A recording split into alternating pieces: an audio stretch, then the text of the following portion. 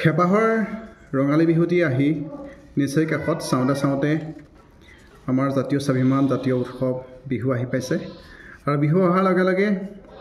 লোকবাদ্যসমূহৰ বিক্ৰী হৈছে আৰু সকলো ৰাইজে মোক যিসকলে চিনি পায় তেওঁলোকে অৰ্ডাৰ দিছে যিহেতু তেওঁলোকে সকলোৱে বিশ্বাস কৰে যে মই এটা সুন্দৰ বাদ্য তেওঁলোকক বনাই তেওঁলোকৰ হাতত তুলি দিব পাৰোঁ আৰু সেই অনুযায়ী তেওঁলোকে বহু বিভিন্নজনে অৰ্ডাৰ আহি আছে তাৰ মাজতে তিনিচুকীয়াৰ বাবে এটা পেপা নিৰ্মাণ কৰিছিলোঁ এটা ভাইটিৰ বাবে তেওঁলোকৰ এইটো চিংকল শিং গুটিয়া আৰু এই শিংটো বজাই শুনাই দিছোঁ এবাৰ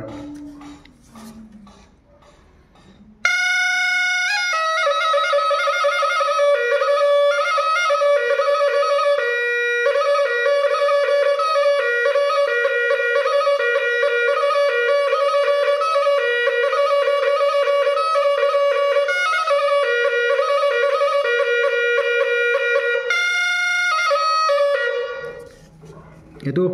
মোহৰ শিঙৰ হয় কোনো ধৰণৰ এমচিল বা বাঁহৰ পেপা নহয় যেহেতু বাঁহৰ হ'লে ঘূণ খোৱাৰ চান্স থাকে এমচিল হ'লে যদি হাতৰ পৰা তলত পৰি যায় তেনেহ'লে ভাগি যাব আৰু এইটো পেপা মোহৰ শিঙৰ লাইফ টাইম গোটেই জীৱন থাকি যাব আপোনাৰ লাইফ বুলি নহয় আপোনাৰ আজু ককাৰ পৰা আজু ককালৈকে মোহৰ শিং হয় মোহৰ শিঙৰ পেপাৰ মাত যিটো হয় সেইটো কোনো বস্তুতে দিব নোৱাৰে মই সকলো পেপাতে বনাই চাইছোঁ গৰু শিঙত বনাইছোঁ ইয়াকত বনাইছোঁ আপোনাৰ মেথনৰ শিঙত বনাইছোঁ ছাগলী শিঙত বনাইছোঁ সকলো পেপাৰ সুকীয়া মাত কিন্তু মোহৰ শিঙৰ যিটো মাত সেইটো হ'ব নোৱাৰে মোহৰ শিঙৰ মাতটো আপোনাৰ সেইটো এটা টোনটোৱে বেলেগ হয় এমচিলৰ যিটো পেপা কৈছে সেই এমচিলৰ পেপাটো আপোনাৰ অনুষ্ঠানত পৰিৱেশন কৰিবলৈ হ'লেও যদি বিচাৰকে গম পায় সেইটো ধৰিব সেইটো আমাৰ বিহুত এমচিলৰ পেপা নবজায় কিন্তু মোহৰ শিঙৰ পেপা আপুনি 2 টকা আপোনাৰ দাম হ'ব পাৰে দাম মানে এনেকুৱা ধৰণৰ নহয় এতিয়া এইটো পেপা 2500 টকা আৰু মোহৰ শিঙটো আপুনি কিনিব গ'লে যেনিবা ধৰি লওক 1500 টকা হ'ল আপুনি 1000 টকা দি কিনিব গোটেই লাইফ যাব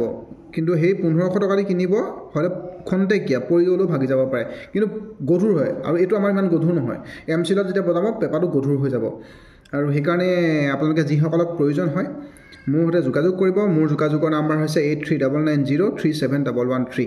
ধন্যবাদ আজিলৈ